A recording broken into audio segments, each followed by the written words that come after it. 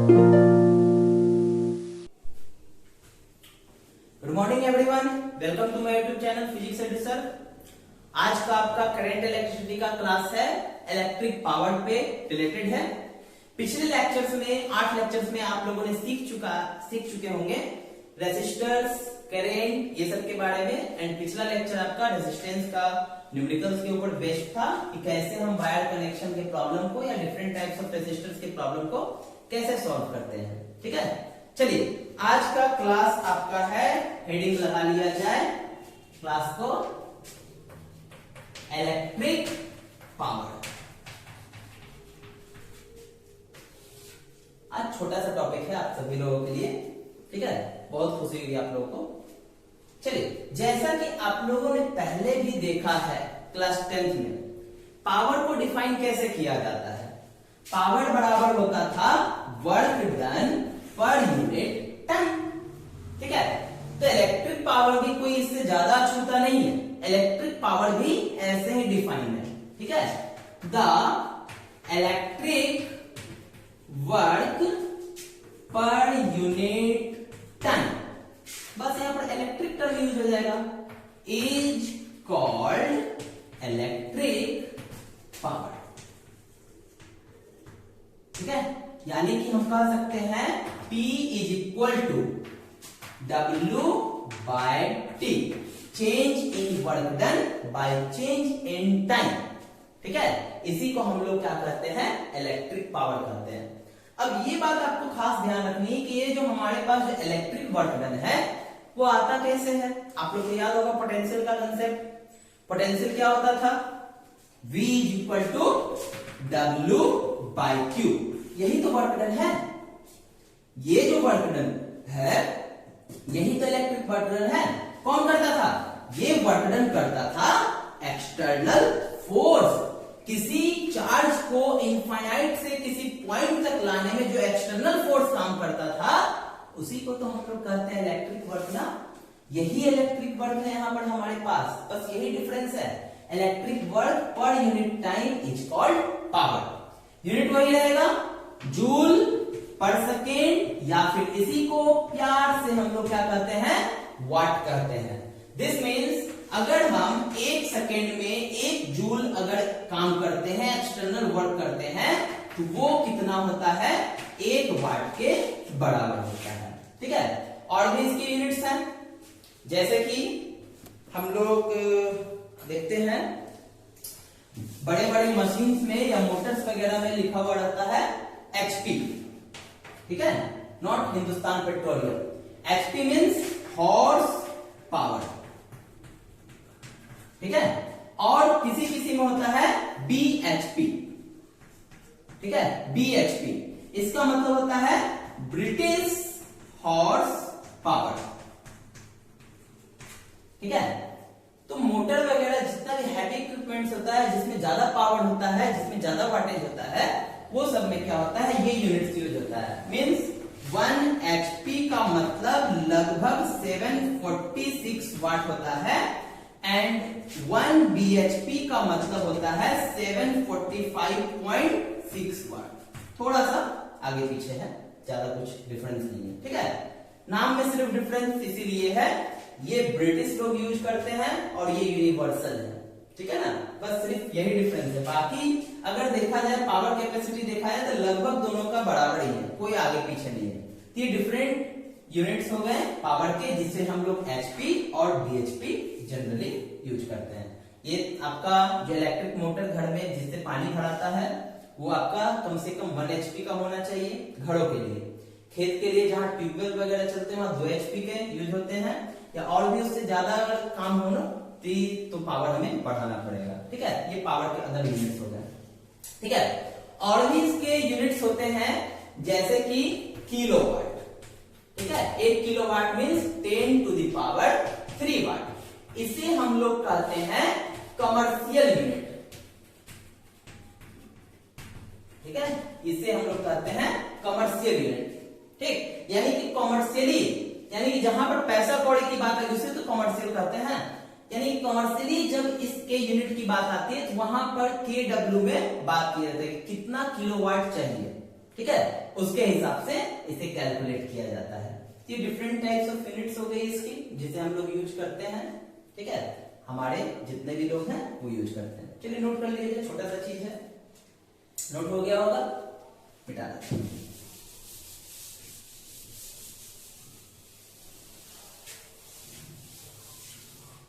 अब अगर हमें एवरेज पावर चाहिए तो क्या हो जाएगा, फिर से वही डेल चेंज वाला चीज, एवरेज वाले के बारे में आपको बताया था मैंने करंट में भी कि अगर चेंज किसी का भी अगर रेशियो लिया जाए तो एवरेज निकलता है। तो अगर हम पावर की बात करें या एवरेज पावर की बात करें, दोनों एक चीज है।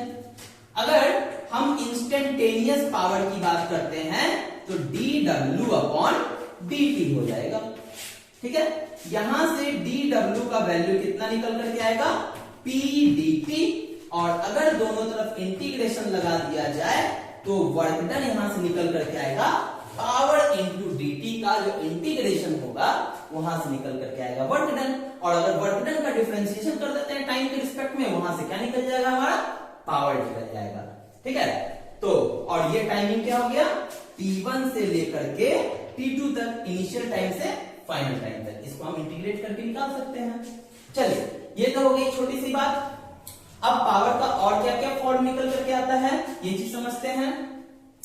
क्योंकि ये पावर बराबर होता है P is equal to W by T, almost V बराबर होता है W अपॉन Q, तो W बराबर यहां से क्या निकलेगा, V इंटू Q निकल जाएगा।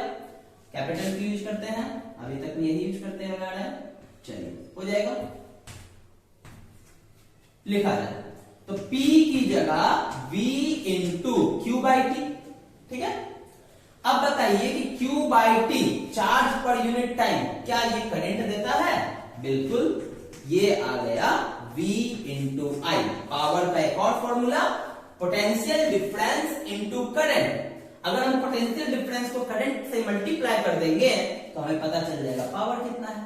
आज के डेट में जितनी भी इलेक्ट्रॉनिक डिवाइसेस है सभी में पोटेंशियल दी हुई रहती है, करंट दी हुई रहती है, आप वाटेज निकाल सकते हैं। ठीक है, जैसे कि आपको एक मोबाइल का चार्जर होल्ड करेंगे, निकालेंगे, तो मान लीजिए उस पर आउटपुट दिया हुआ है 9 वोल्ट। इनपुट की बात नहीं करेंगे, आउटपुट हमें क्या मिल रहा है उससे हम बात करेंगे। इनपुट तो 220 वोल्ट होती है, आपको सभी को पता है डोमेस्टिक करंट में। ठीक है, मान लीजिए आउटपुट दे रहा है 9 वोल्ट और उसमें करंट कितना क्रॉस कर रहा है आउटपुट का, 2 एम्पियर। कितना वाट का चार्जर हो गया, तो चार्जर का वाटेज हो गया 18 वाट, वो चार्जर 18 वाट का है। ठीक है, आप लोग कैलकुलेट कर सकते हैं अपने चार्जर के वाटेज को कि कितना वाट का चार्जर आपको कंपनी प्रोवाइड कराती है। चलिए, एक नॉलेजफुल इंफॉर्मेशन हो गया आप सभी लोगों के लिए। और क्या कर सकते हैं, ओम्स लॉ अप्लाई करते हैं। ओम्स लॉ क्या था, V is equal to I R. V की जगह लगाएंगे आई आर इंटू आई, तो P इज इक्वल टू हो जाएगा आई स्क्वायर आर। एक नया इक्वेशन आ गया, P is equal to I square R. ठीक है, अब क्या करते हैं, यहां से I को हटाते हैं, तो I की जगह कितना हो जाएगा, V बाय आर। कितना हो जाएगा हमारे पास, P equal to V square by R square into R. एक आर से एक आर चला गया, पावर हो गया V स्क्वायर बाय आर। तो पावर के कई फॉर्मूले हो गए आपके पास, यूज कौन सा करना है ये डिपेंड करता है प्रॉब्लम में हमारे पास क्या दिया हुआ है। अगर पोटेंशियल और रेसिस्टेंस दिया हुआ है तो ये अप्लाई करेंगे, पोटेंशियल करंट दिया हुआ है ये अप्लाई करेंगे, पोटेंशियल और करंट और रेसिस्टेंस दिया हुआ है ये अप्लाई करेंगे। जैसा हमारे पास कंडीशन देगा उसके हिसाब से पावर का फॉर्मूला अप्लाई करेंगे। वर्क डन दिया हुआ है तो हम ये वाला अप्लाई करेंगे, वर्क डन से पावर से वर्क डन भी निकाल सकते हैं। ठीक है, चलिए नोट कर लिया जाए इन सभी चीज को।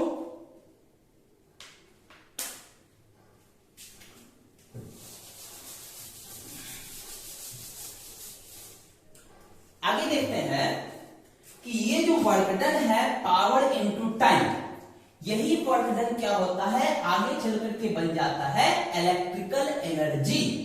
क्योंकि जब वर्क डन होगा वो किस में कन्वर्ट हो जाता है, एनर्जी में कन्वर्ट हो जाता है ना। तो हम एनर्जी का इक्वेशन लिख सकते हैं पावर इनटू टाइम। अगर हम पावर को टाइम से मल्टीप्लाई कर दें, कितने टाइम तक वो पावर क्या हो रहा है, फिल हो रहा है, चल रहा है, तो वहां से क्या निकलेगा, एनर्जी निकलेगा इन टर्म्स ऑफ जूल। ठीक है, ये बातें हो गई। चलिए अब इसके बाद हम लोग समझते हैं कि ये जो एनर्जी जो होती है, इलेक्ट्रिकल एनर्जी जो होती है, ठीक है, यही इलेक्ट्रिकल एनर्जी आगे चल करके हमें क्या करती है, जो भी मान लीजिए हमारे पास कंडक्टर है, ठीक है, कंडक्टर क्या किया, चार्ज को फ्लो करवाने में वर्क किया, चार्ज वहां से क्रॉस करेगा, करंट का प्रोडक्शन होगा, करंट का प्रोडक्शन होगा, उसके आसपास फील्ड बनेगी, फील्ड बनना शुरू होगा तो फिर वर्क डन होगा, वही वर्क डन कन्वर्ट होगा उसके एनर्जी में, और ये जो एनर्जी कन्वर्ट होगी ये एक्चुअली में कन्वर्ट होती है हीट एनर्जी के फॉर्म में। कौन सी एनर्जी के फॉर्म में? Heat energy. क्योंकि कोई भी मेटल सरफेस पर आप देख लीजिए, अगर उसमें करंट फ्लो हो रहा है तो वो मेटल का सरफेस गर्म होना शुरू हो जाता है। ये गर्म हुआ कैसे? ये यही एनर्जी के कारण गर्म होता है। ये वर्क डन जो एनर्जी में कन्वर्ट करता है वो एक्चुअली में हीट एनर्जी में कन्वर्ट करता है।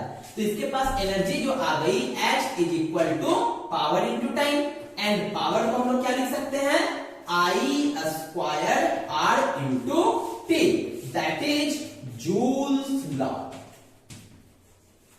Joules law of heating effect of current,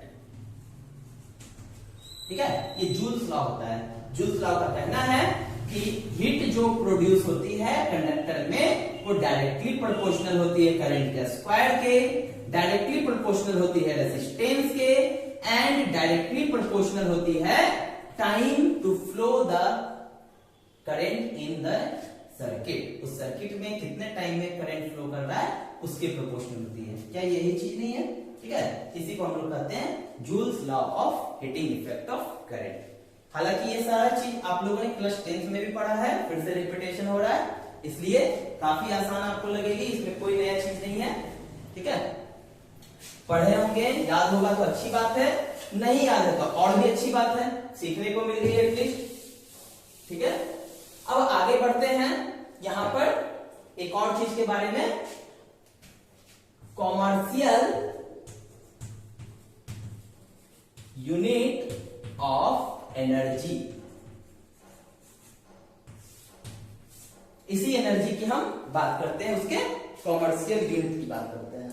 ठीक है, तो कॉमर्शियल यूनिट ऑफ एनर्जी हम लोग कहते हैं जब कोई भी, ठीक है, पावर कितना, 1 किलोवाट का पावर 1 घंटे तक अगर सप्लाई होता है तो ये बनता है 1 किलोवाट आवर।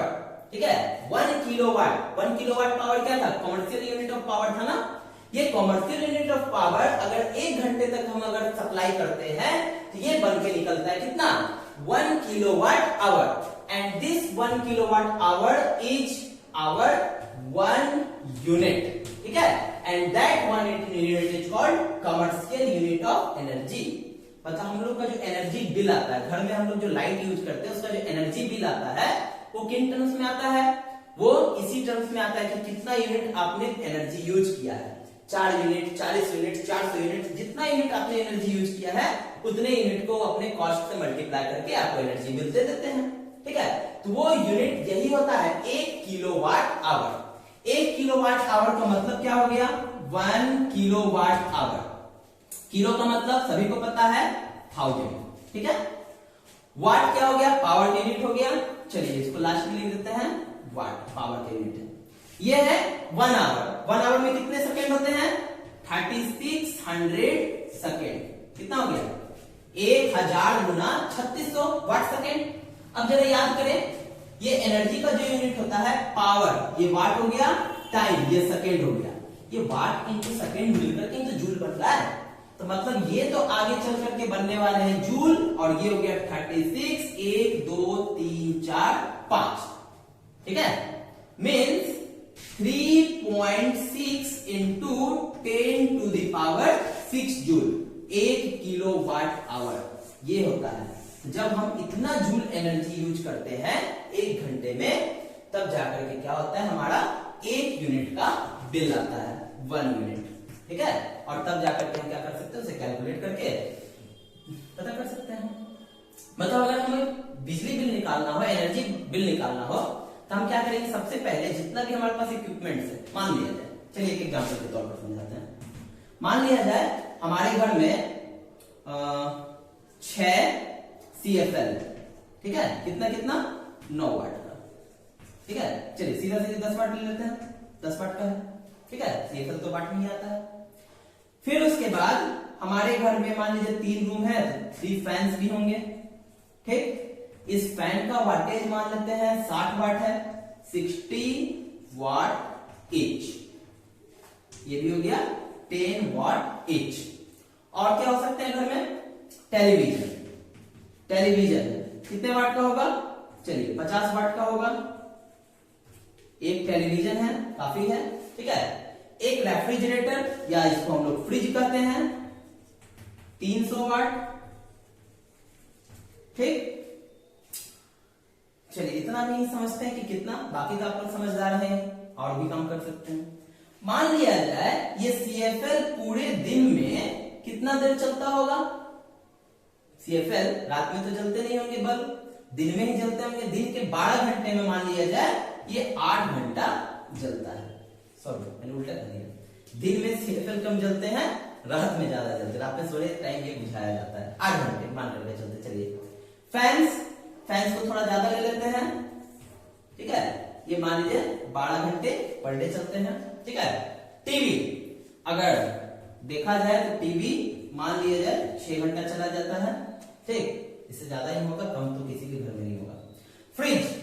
फ्रिज को भी मान लेते हैं अप्रोक्सीमेटली 5 घंटे तक ये चलती है, ठीक है, बाकी टाइम ऑफ रहती है। तो इससे हमारा कितना एनर्जी बिल निकल करके आएगा ये पता करना है। इधर मिटा दिया जाए, इधर मिटा दिया जाए,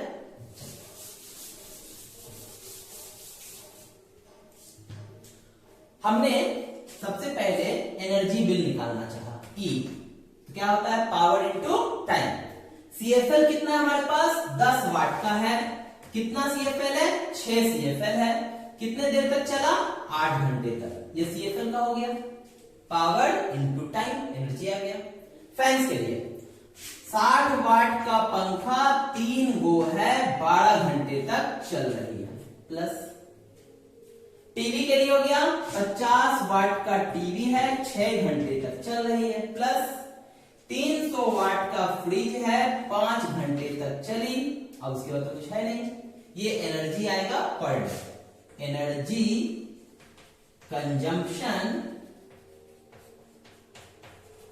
इन 1 डे, एक दिन का एनर्जी कंजम्पशन है ये, ठीक है।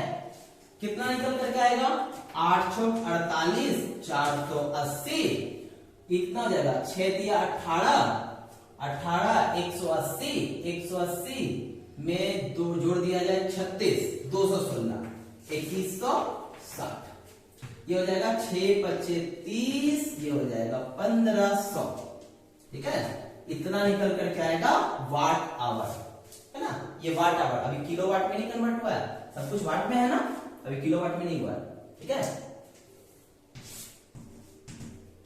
चलिए ऐड करते हैं, 15 3 1800, 1800 में 2000 जोड़ दिया जाए 3800, 3800 में 100 और जोड़ दिया जाए 3900, 3900 में 400 जोड़ दिया जाए 4300, 4380 प्लस 60, कितना हो जाएगा 4380, 4380 प्लस 60 0444, ठीक है, 8 6 14 3 1 4, मतलब 4440 वाट आवर। अब इसे किलो में बदलना है, 1000 से भागा दे देते हैं, ठीक है, तो 4.44 किलो वाट आवर, यानी कि 4.44 यूनिट, मात्र 4.4 यूनिट बिजली का कंजम्पशन हुआ, कितने, एक दिन में, ठीक है। तो टोटल कंजम्पशन निकाल लेंगे कितने दिन में, 30 दिन का, इन 30 डेज, बिल तो इतने दिन की ही आती है, ठीक है। तो टोटल एनर्जी हमारे पास आ जाएगा 30 × 4.44, पॉइंट हटा करके या जैसे भी करना हो हम गुना कर लेंगे, तो हमारे पास आ जाएगा कितना, 4 तिया 12, 4 तिया 12 1 13, 4 तिया 12 1 13, ठीक है, और शून्य का शून्य पॉइंट आ जाएगा यहां पर, ठीक है, चलिए 133.2 यूनिट, इतना यूनिट आपने महीना भर में उठाया। अब मान लिया जाए कि आपका 1 यूनिट का खर्च पड़ता है 6 रुपया या 5 रुपया जो भी है, तो टोटल खर्च निकालने के लिए मान लीजिए 5 रुपया पर यूनिट पड़ता है, 5 से गुना कर देंगे तो जितना भी आएगा वो आपका 1 महीने का बिजली बिल होगा। आप लोग पता कर सकते हैं आपके घर में कितनी बिजली बिल आती है, सही है या गलत है। ठीक है, चलिए आज का आपका क्लास काफी छोटा है, इसके बाद आपका जो टॉपिक होगा वो करंट का सबसे इंपॉर्टेंट टॉपिक है, जिसे आप लोग को सीखना है, वो है किरचॉफ्स लॉ। ठीक है, अब यहां से आपका नया नया चीज आना शुरू हो जाएगा, कोई भी 10th क्लास की चीजें अब नहीं मिलेंगी। ठीक है, तो तब तक के लिए आप लोग बने रहें, पढ़ाई करते रहें। ठीक है, बेस्ट विशेस फॉर यू, आप लोग अच्छे से पढ़ाई करें।